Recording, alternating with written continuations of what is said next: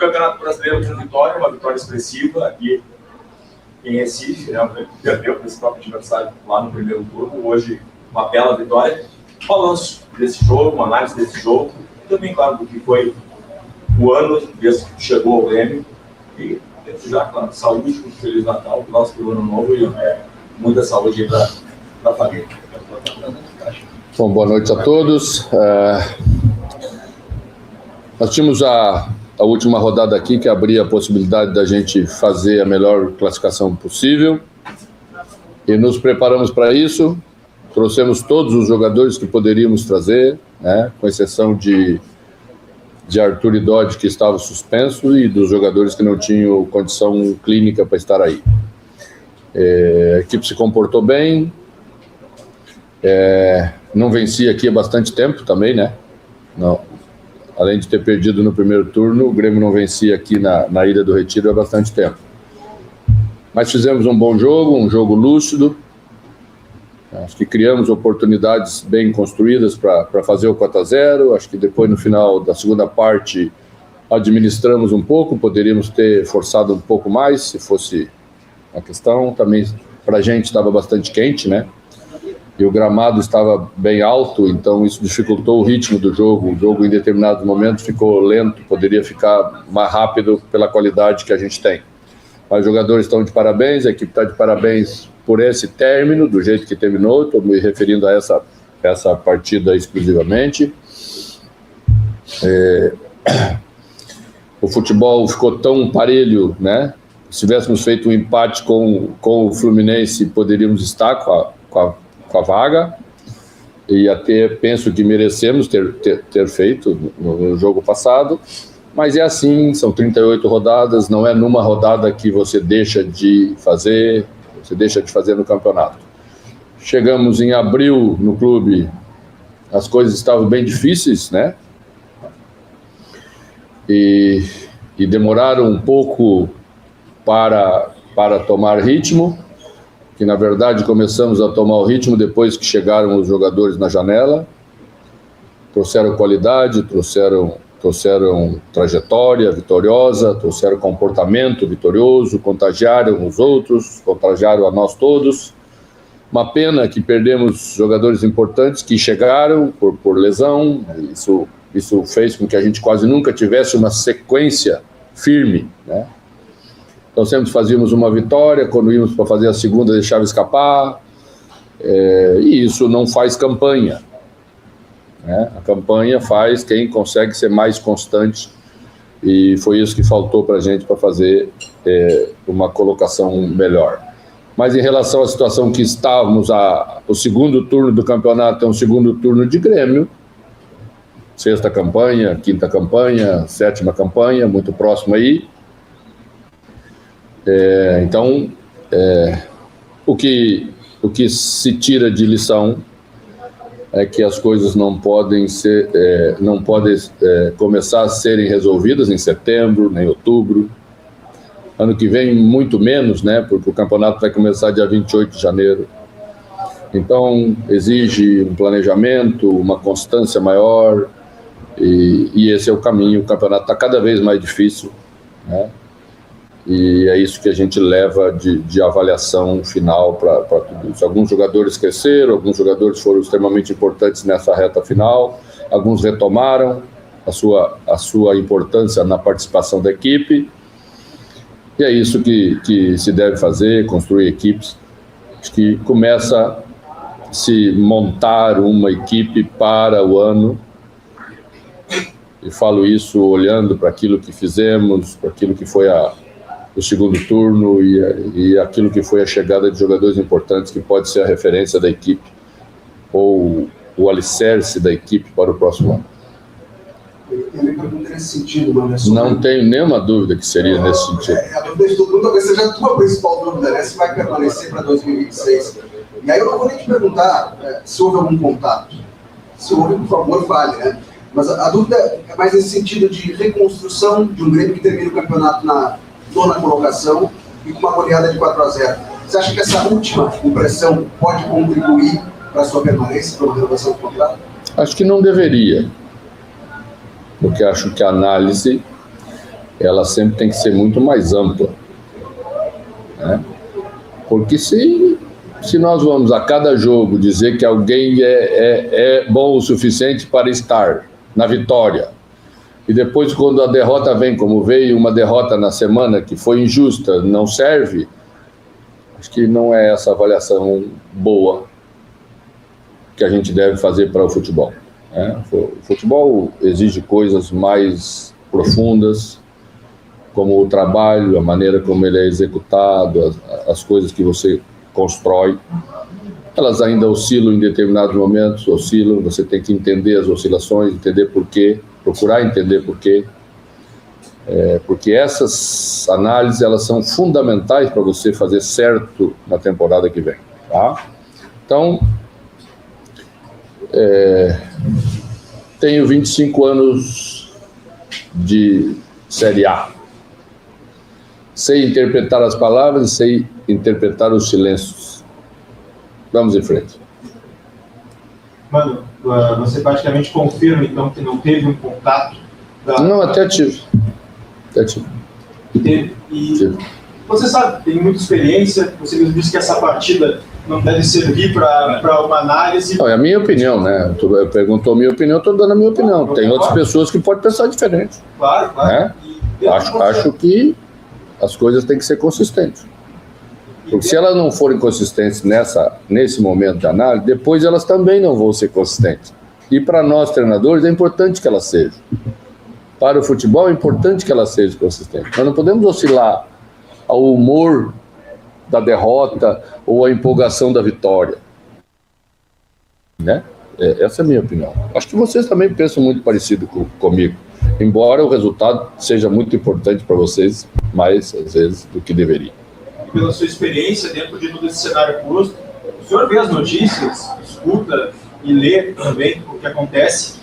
Amanhã tem a posse do novo presidente, o Grêmio tem pressa pela questão do calendário que começa já em janeiro, o Brasileirão. Qual a sua visão em relação a isso e se o senhor ainda acredita que pode comandar o Grêmio em 2026? Não, o que eu posso dizer é que sábado, antes de sairmos com a delegação para cá, eu recebi um telefonema de uma pessoa importante da direção e que disse que vamos conversar na terça-feira ou na quarta-feira. A qualquer lado vamos conversar. Temos certamente uma relação de respeito para lá ou para cá, independentemente disso. Mano, tô ficando ou não ficando para o ano que vem, eu gostaria que o senhor falasse sobre qual é o legado que tu acredita que o Mano Menezes deixou para o Grêmio nesse período, o que tu imagina que foi feito de bom e principalmente olhando para o futuro, o que o Grêmio ainda precisa fazer, qual é a marca do Mano Menezes nessa passagem do Grêmio? Bom, nós viemos para fazer o que a gente acredita que seja o correto. O que eu acho que ficou bem claro, assim, o que ficou claro que eu posso falar, não é que eu acho, é a avaliação que temos, né? Taticamente, a gente era muito pobre. Não sei de que razão éramos tão pobres. Não sei se era de muito tempo, se era de pouco tempo, mas era. Tá? E para pegar uma equipe que seu comportamento tático, no seu vocabulário tático, na sua cultura tática era pobre, demoramos muito para sair daquela situação. Hoje está melhor. Né? Você vê que a equipe faz gols com mecânica, com movimentos lúcidos, uma coisa que não tínhamos. O nosso time corria muito, se dedicava muito, se entregava muito. Ponto. Então todo mundo sofria no último estágio porque a bola nunca chegava numa condição tão boa para os atacantes. Por que o Carlos chegou e começou a fazer gols como começou a fazer gols? Porque a bola chega numa condição para ele fazer. A outra parte é mérito dele, claro. Mas tem vários jogadores que fazem gol no futebol brasileiro e de vez em quando para de fazer, né? Porque a equipe não oferece condições. E melhoramos nisso. Então, encerramos o ano num outro nível de equipe. Então, sair desse novo nível certamente acelera a evolução que a equipe tem que continuar tendo, né? E já mostra um caminho de que tipo de jogador e característica de jogador e que função de jogadores serão os possíveis acréscimos e as possíveis chegadas. Eu achei isso importante. Tem uma frase que diz que quem não sabe onde quer chegar não vai a lugar nenhum. Perdi um pouco. Não sabe onde quer ir, não vai a lugar nenhum. Né? Então, me parece que hoje temos direção para ir a algum lugar, já ver onde as coisas podem ir. Então, sabemos como, pela experiência das pessoas que trabalham no futebol e pelo conhecimento, de onde procurar, do que procurar, para que a equipe tenha os acréscimos que precisa continuar tendo. Boa noite. Você fala da evolução do teu trabalho e eu queria até pedir para você fazer uma comparação mais direta com o último jogo contra o próprio Sport, que foi em agosto, e você já chegou a declarar que foi um momento muito difícil, pessoalmente seu, à frente do Grêmio, né? Aquele momento da derrota para o Sport. Lá foi o pior jogo que a gente fez, taticamente falando. E aí eu quero te pedir para fazer uma comparação, não só do teu trabalho, quanto evoluiu daquele dia para hoje, mas se você me permite, sobre a tua impressão do Sport, que pelo menos aqui em Pernambuco, localmente, a gente vê uma piora do Sport, um Sport muito mal, que não se entrega nessas jornadas finais. Você também tem essa impressão pelo trabalho que você viu?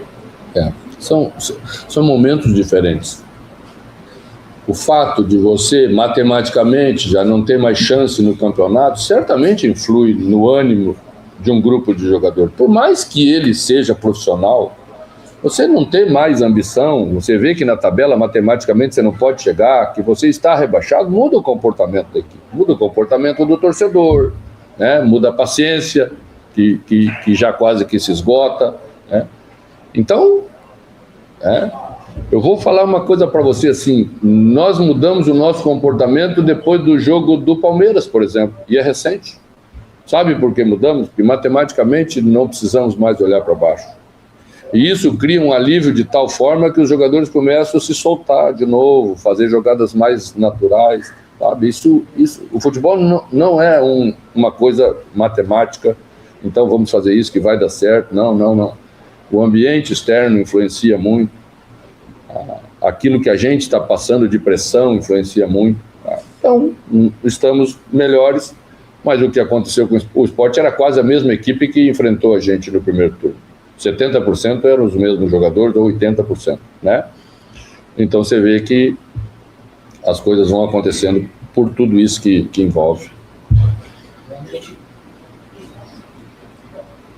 Boa noite, professor Mano. O repórter João Lucas da Mosaico Esportivo, e eu queria saber do senhor, que o senhor já jogou uma final de Copa do Brasil aqui contra o Sport, e enfrentar um Sport sem aquela massa da torcida incentivando, a gente vê que o Sport já foi rebaixado, e eu queria saber da sua situação sobre a equipe do Grêmio, se permanece também, e se o senhor pegou respeito contra a equipe do Sport na Arena do Retiro antes de começar a partida. Bom, a gente prega respeito contra todo mundo, porque tem, repito, 30 anos desse negócio, e toda vez que não se respeita um adversário no Brasil, você paga um preço muito caro, seja onde estiver. Eu lembro sempre que o América Mineiro estava rebaixado, eu não me lembro em que ano era, o Givanildo foi lá e assumiu o América, e ganhou dos 4 líderes na reta final do campeonato já rebaixado.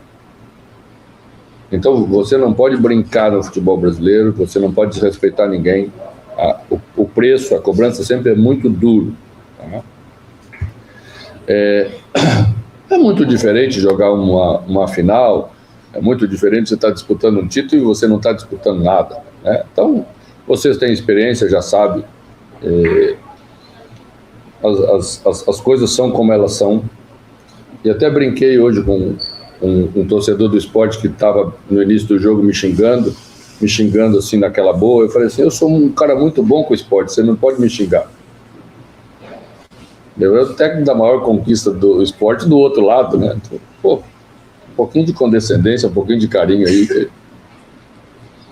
Mano, pra quem não sabe, eu tenho qualquer tradução. Pra não esquecer. Tá bem, obrigado. Muito obrigado. Não, tá ligado. Bom, professor, até na linha da pergunta do João, a ver se o senhor puder se aprofundar um pouco mais, teve esse contato, né, com o torcedor do Sport, O senhor teve várias oportunidades aqui, acompanhou em finais, mas também sem ter partidas finais. Teve o jogo de 2018, se não estiver enganado, sobre o Cruzeiro. Tive. Que teve um pênalti até no final com o Raniel. Isso. Era a oportunidade E Magrão defendeu. Isso, acho que você se recorda. Então, Minha relação com o Magrão não é muito boa. Então, eu queria que o senhor pudesse. O senhor falou agora de uma figura emblemática do esporte, que tem uma grande história, e hoje a gente vê um esporte aqui, que é um esporte sem identidade. Não entrando no mérito do esporte, até porque o senhor não vai ter um conhecimento profundo da questão da parte interna.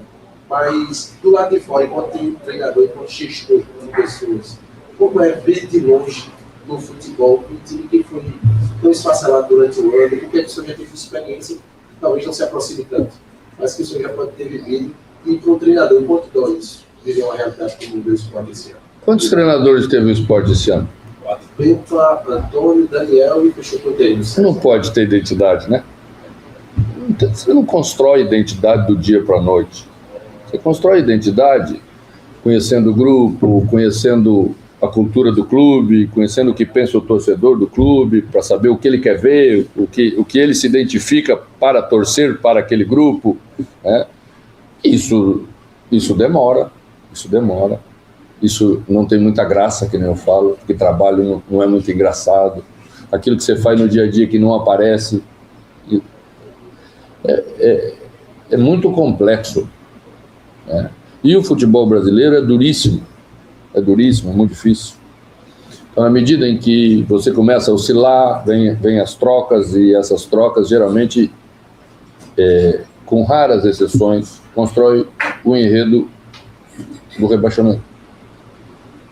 Raramente você escapa quando você troca 3 treinadores, porque é sinal de que as coisas não estavam boas, e quem chega não tem nem a oportunidade, às vezes, de construir um trabalho baseado naquilo que a gente acredita. Eu como treinador, falo isso várias vezes, e às vezes as pessoas até acham que você está defendendo causa própria. Eu não estou defendendo causa própria. Quando falo isso, estou falando em nome do que eu acredito para o futebol brasileiro. O que a gente tem feito nos últimos anos vai nos levar cada vez mais para baixo.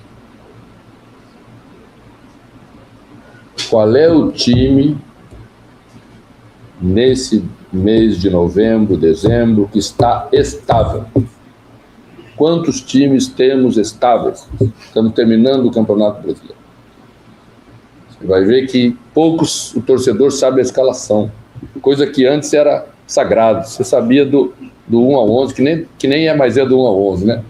Então, assim, isso só pode ser ruim. Nós precisamos, acho que vocês têm que assumir esse papel como imprensa, como analista, como crítico de futebol, que não dá para oscilar tanto desse jeito aí. Ganhou, tá bom, perdeu, tá ruim. Porque senão o jogo passado que perdemos para o Fluminense na nossa casa estaria muito ruim. Chutamos 16 contra 4. Tivemos superioridade em todos os fundamentos do jogo, mas perdemos, porque no futebol uma bola você perde. E eu não posso chegar no meu vestiário e acabar com tudo, porque senão eu estou fazendo uma coisa negativa. Certamente não venceríamos hoje de 4-0 se eu chegasse e mudasse tudo, por causa da derrota. Mas no Brasil é isso que a gente faz a cada jogo. Então, penso que temos que rever, temos que estar... Não é deixar de criticar. A gente, quando está falando isso, a gente sabe que vai tomar porrada quando perde. Não estamos falando disso, não. Estamos falando de outras coisas. Destruir um trabalho, dizer que nada serve. Eu recentemente estava ouvindo uma análise do trabalho do Cuca no Atlético Mineiro. E tinha um comentarista que falava que o trabalho era muito ruim. O trabalho era ruim, e tinha que trazer Sampaoli. Você acha que melhorou? Então, qual é a razão de você fazer? O time estava bem, o time tinha perdido para a gente de 3-1, nós numa crise danada depois da derrota para o Sport, fomos jogar lá, o treinador nosso até balançando parece. E aí nós fomos lá e vencemos o jogo de 3-1. O Atlético jogou o primeiro tempo todo melhor do que a gente, fez 1-0. No finalzinho do primeiro tempo nós achamos um gol de escanteio, depois viramos num segundo gol de escanteio e no finalzinho fizemos 3-1. Então eu estava escutando porque era o jogo da gente.